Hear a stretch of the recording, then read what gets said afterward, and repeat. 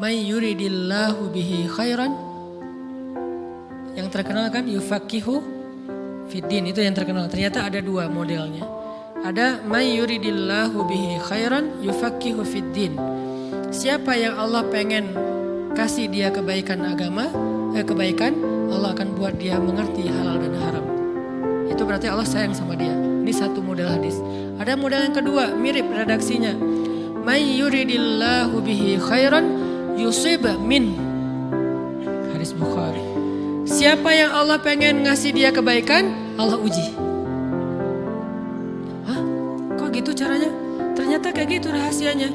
May yuridillahu bihi khairan, may yuridillahu bihi khairan. Siapa yang Allah pengen ngasih dia kebaikan, Allah kasih dia musibah atau ujian.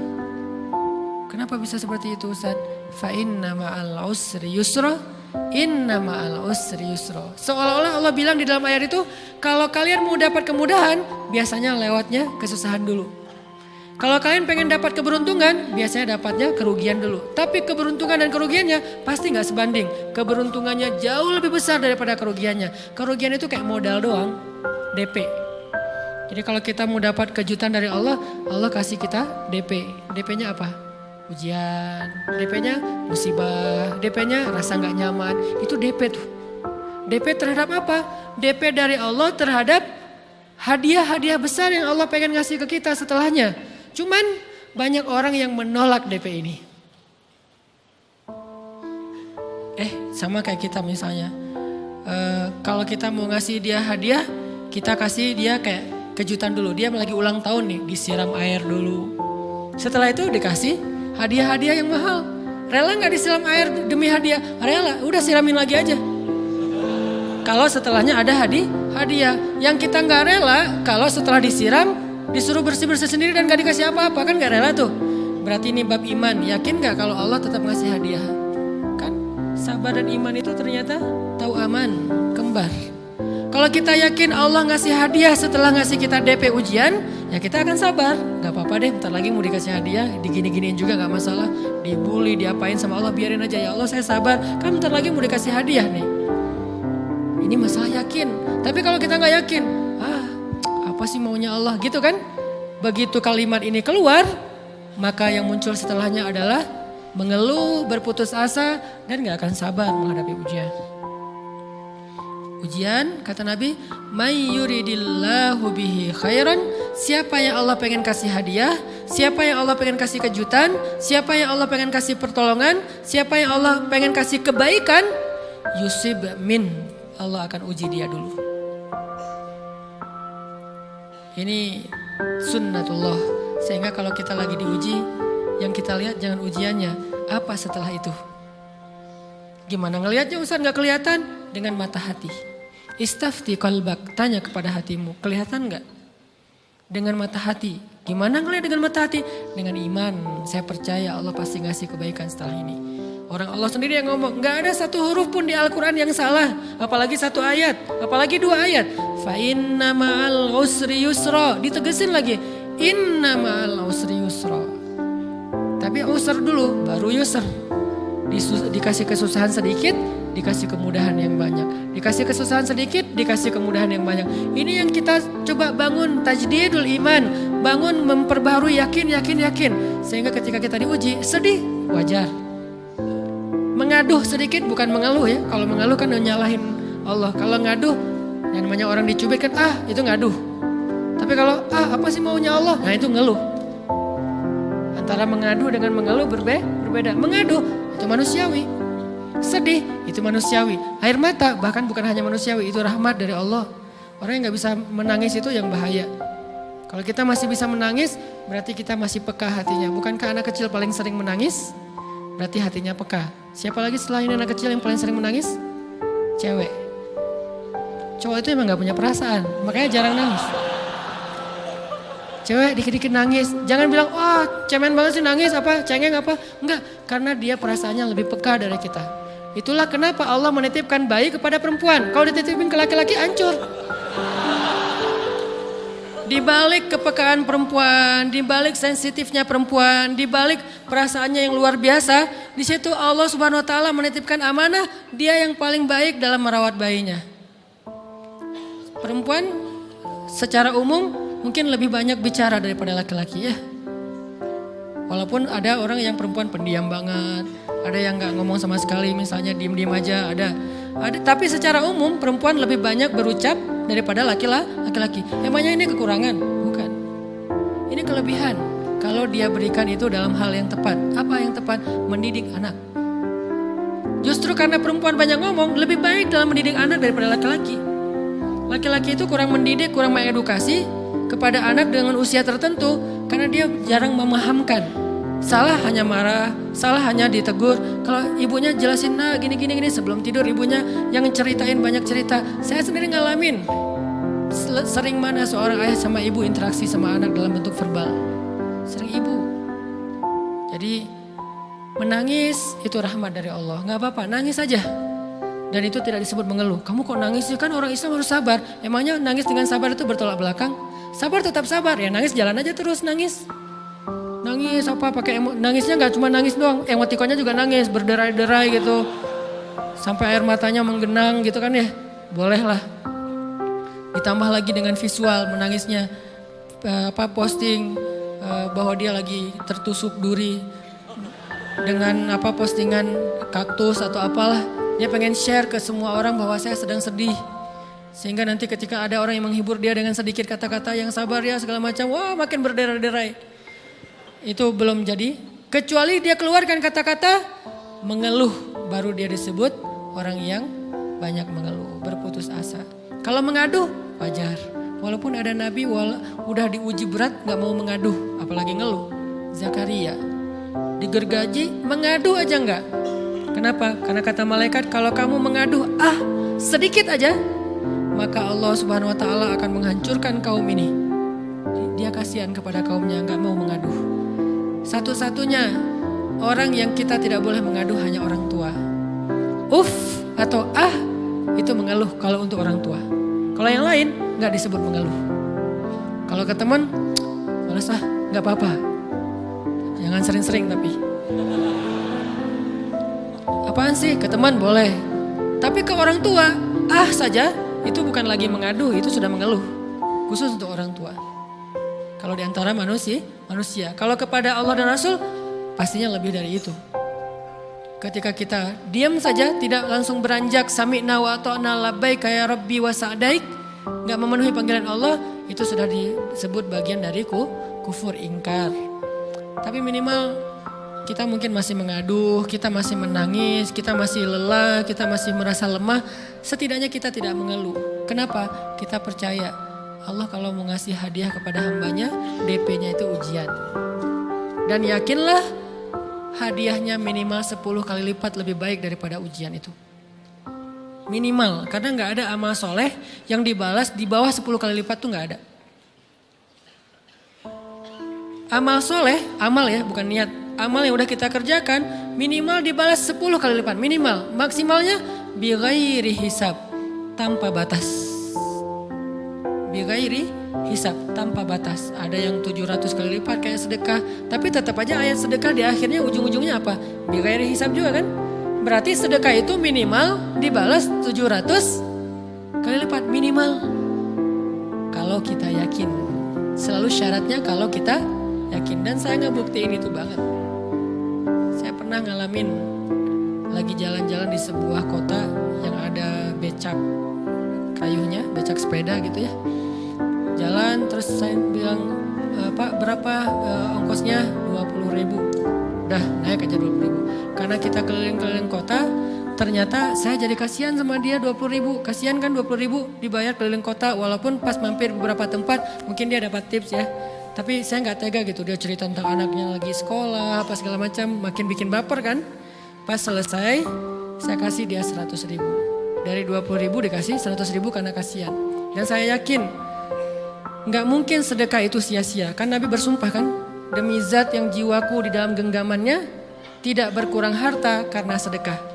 Demi Allah, kata Nabi. Gak berkurang harta karena sedekah. Berkurang harta karena belanja? Ya. Berkurang harta karena pacaran? Banget.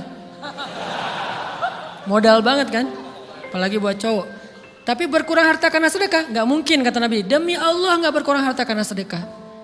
Berkurang harta karena istri? Enggak.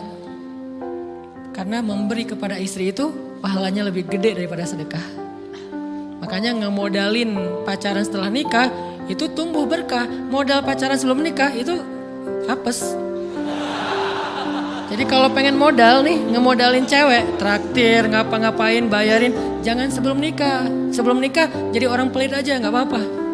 Tapi setelah nikah, jor-joran ngasih, apalagi yang, bayarin semuanya. Kenapa? Pahalanya lebih gede daripada sedekah. Bahkan lebih gede daripada infak fi sabilillah. Seorang suami memberi nafkah istri, itu pahalanya terkadang lebih besar daripada kita berinfak untuk fi sabilillah, untuk korban perang. Saya heran kalau ada orang sedekahnya rajin tapi ke istrinya kikir, aneh, berarti dia gak ngerti konsep. Padahal memberi kepada istri itu selama itu kebutuhan pokok ya. Dan sedikit entertain, gak apa-apa asal gak berlebihan, itu luar biasa. Makanya saya kalau jalan sama istri yang yang mana? Itu yang Onit suka, oh ya Onit suka. Kasih aja, kenapa? Minta ini, kasih. Selama ada kan kenapa gak dikasih kan ya? Nanti Allah ganti, makin rajin kita ngebayarin istri kita, ngebelanjain istri kita, makin Allah ngasih yang kita gak pernah duga-duga. Sampai istri kita cemburu sama kita. Kok kamu duitnya banyak banget sih? Kan gara-gara aku sering ngasih ke kamu. Ya udah sini lain lagi. Mau ditransfer berapa gitu kan ya. Saya ngasih 100.000 ke si bapak. Dan saya yakin teman-teman sedekahnya pasti lebih dari itu karena 100.000 saya sebut. Kalau 1 juta ke atas saya gak mau nyebut, malu dong. Ria ya.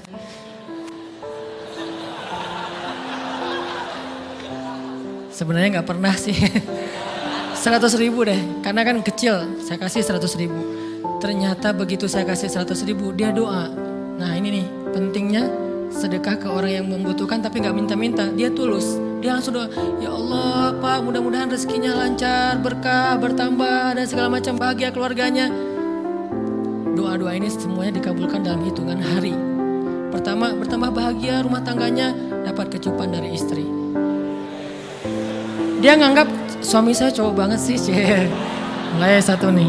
2, demi Allah selang 15 jam kalau nggak salah, karena waktu itu malam, besok paginya ada orang yang ngejar-ngejar saya pengen ngasih hadiah. Ustadz saya pengen ketemu Ustadz. Maaf saya nggak bisa ketemu sekarang, lagi rush, lagi tight schedule gitu-gitulah, sok-sok gaya nggak jelas gitu ya.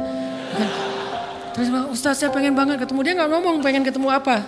Kalau dia bilang mau ngasih duit kan langsung saya prioritaskan kan ya. Berhubung dia nggak ngomong, ya udahlah, saya sosok jual mahal gitu. Tapi yang namanya rezeki kan gimana kita tolak, dia datang kan. Saya nolak. Pokoknya sebentar aja 5 menit nggak akan ganggu waktu Ustadz. Ya udah besok pagi ya pas breakfast gitu, pakai gaya-gaya dikit breakfast. Pas breakfast, oh ya siap Ustadz, jam berapa? Jam 8. Udah janjian jam 8. Mungkin orangnya nih dengar live streaming, Pak jazakumullah khair jaza. Makasih banyak, mudah-mudahan Allah tambahkan rezekinya. Terus beliau besok mau flight ke luar kota jam 8. Akhirnya ngubungin lagi malamnya, Pak Ustadz maaf gak bisa ketemu besok. Karena saya jam 8 itu jadwal terbang. Oh ya udah gak apa-apa, seneng dong saya gak jadi ketemu kan. Tahu gitu kan nyesel saya tuh, seneng.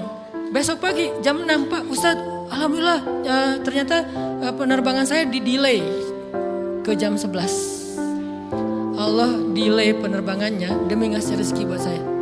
Kan luar biasa kan. Ini hikmah kepedean saya, kegeeran kepada Allah gitu. Di-delay demi saya. Kan kadang-kadang GR ya di depan Allah ya.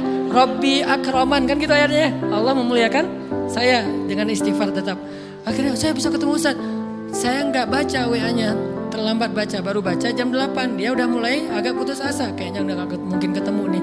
Jam 8 pas saya baca, ternyata orangnya nggak di delay. Udah saya balas, ya udah sekarang saya tunggu ya jam 9. Maaf cuma sebentar, nggak apa-apa Ustaz 5 menit.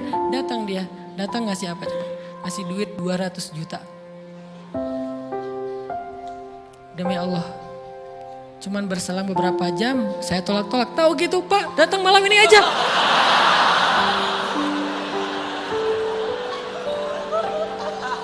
Harusnya malam itu juga saya cari orangnya. Kalau perlu saya yang nyamperin Bapak, Sherlock, saya kejar.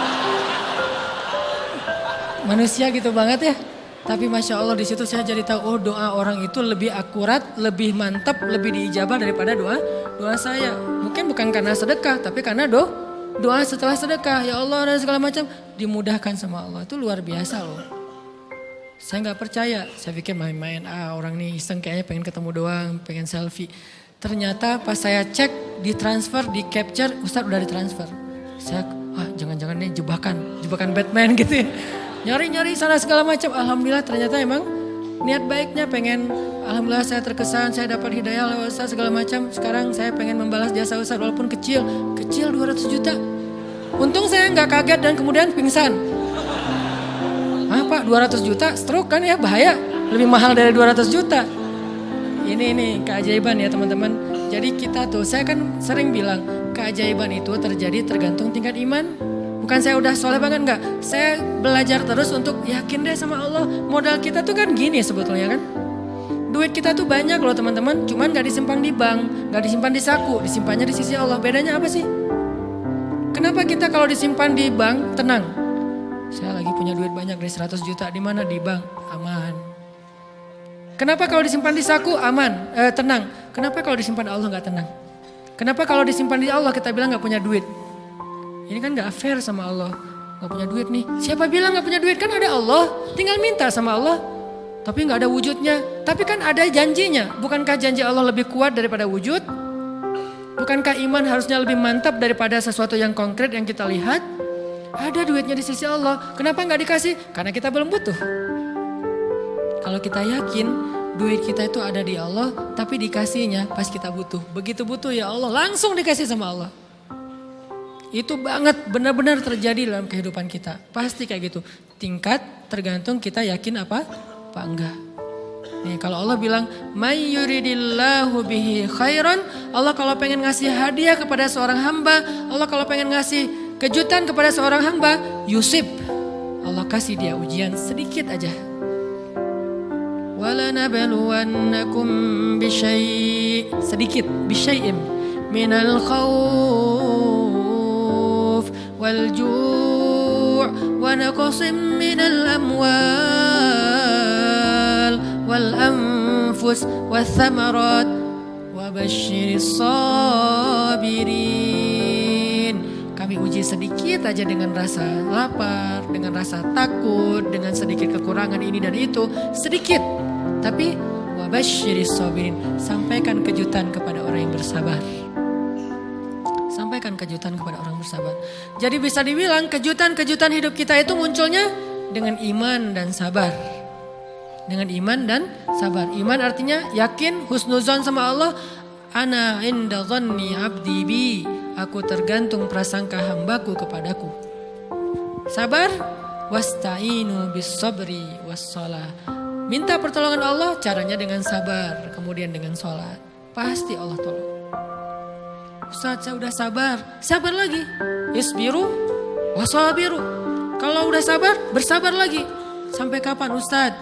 Sampai Allah Subhanahu wa taala benar-benar mengakui kesabaran kita. Setelah itu Allah pasti kasih. Terus apa yang harus saya lakukan Ustaz? Buktikan di hadapan Allah kita itu hamba yang penyabar. Jangan bilang ya Allah saya akan sabar. Jangan, tunjukin aja. Ya Allah kurang apa lagi dari saya, tunjukin aja. Nanti Allah sendiri yang akan memberi kita gelar sabirin. Sehingga Allah bilang wabasyiris sabirin. Sampaikan berita gembira kepada hambaku yang sabar. Dan kalau Allah udah ngasih berita gembira, itu beruntun loh. Kita sabar kayak Allah tahan dulu nih ya kejutan. Allah tahan dulu hadiahnya buat kita tuh. Ditahan, tahan. Makin lama makin sulit pastinya. Makin lama makin berat, makin lama makin berat. Begitu dibuka kerannya, itu gak ada selesai-selesai. Sampai kita kebingungan, loh, kok datang terus-terusan. Kayak gitu cara Allah memperlakukan hambanya. Nabi Ayub, sakit pertama, sakit fisik. Sakit kedua, sakit hati. 2 penyakit Nabi Ayub. Fisik pertama, beliau lumpuh, beliau sakit. Sakit hatinya apa? Ditinggalkan oleh orang-orang terdekatnya. Anaknya meninggal. Sedih kan? Kemudian pembantu-pembantunya pada resign. Makin kecewa. Dasar kalian. Kemudian teman-temannya pada menjauh. Grupnya nge-live dia. Bukan dia live grup. Grupnya yang nge-live dia. Orang unfollow. Tiba-tiba followersnya tinggal 1 doang. Yang tadi ada ribuan, sekarang tinggal 1. Istri satu-satunya yang masih setia mendampingi beliau. Tinggal 1 followersnya. Kebayang gak tuh? Yang posting udah sepi, udah gak ada yang nge-like. Istri aja nge-like.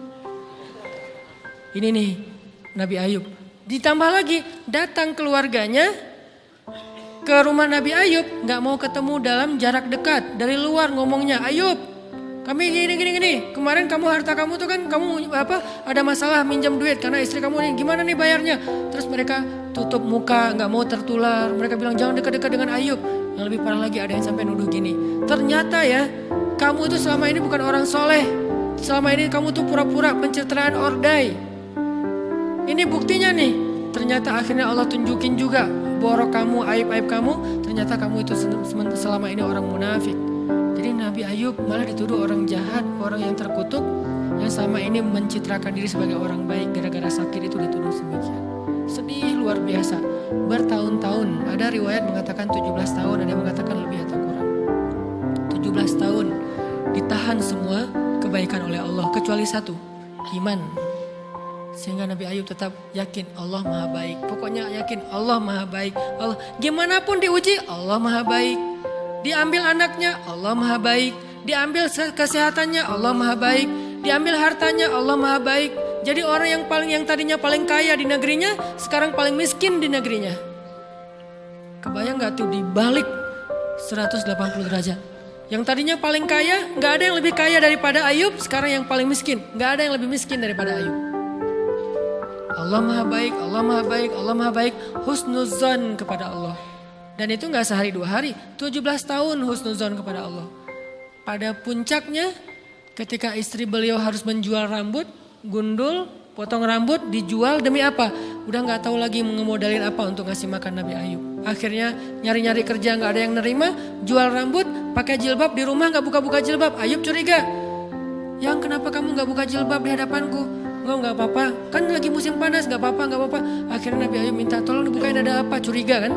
Pas dibuka udah botak rambut istrinya. Nabi Ayub menangis, kenapa? Apa yang terjadi? Istrinya bilang, suamiku gak ada lagi modal buat kita makan. Saya cari-cari kerja sana sini gak ada yang nerima. Bahkan untuk mandiin hewan aja gak diterima. Akhirnya saya jual rambut saya, mudah-mudahan bisa untuk kita makan beberapa hari.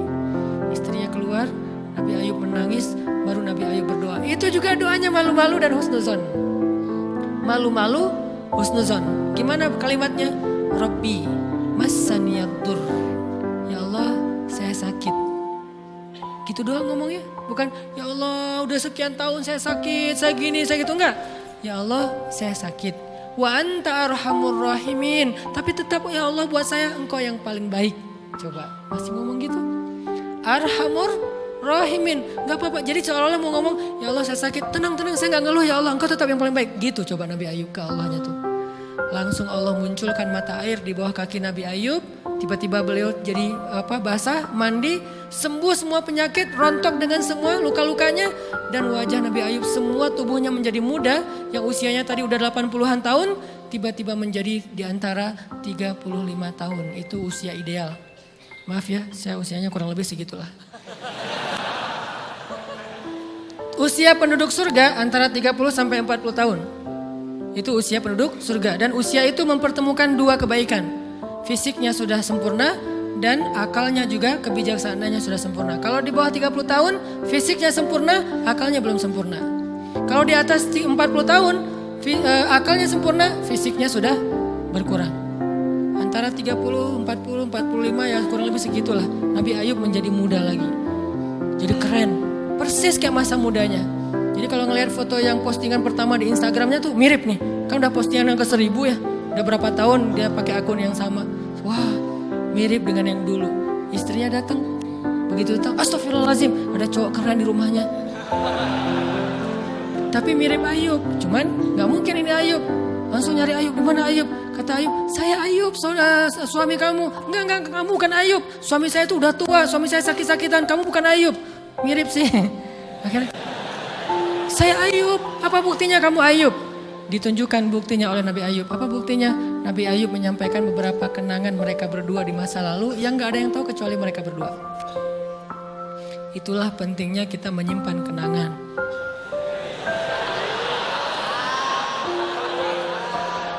Kalau ada masalah gitu kan, nauzubillah harus operasi wajahnya. Kamu bukan suami saya.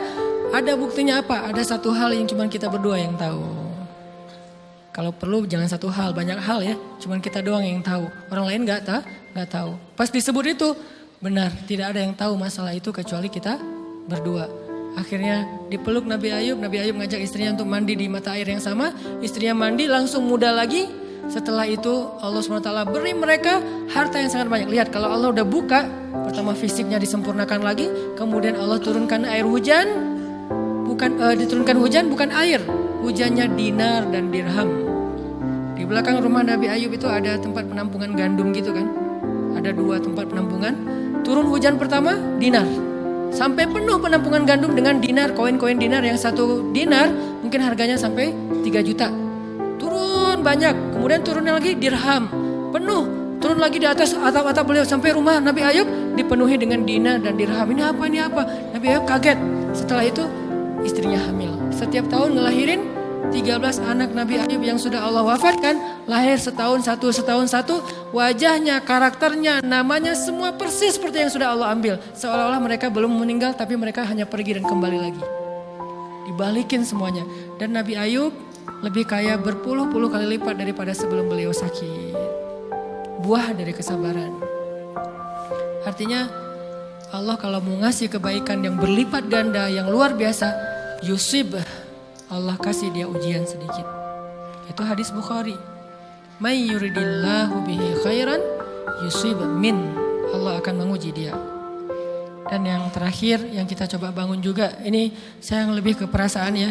Kalau amaliyahnya mungkin ustadz-ustadz lain mengajarkan amal riyadhah buat sabar segala macam. Ini lebih ke perasaan. Satu, kita yakin emang kita layak dikasih hukuman kayak gini, emang kita banyak dosa.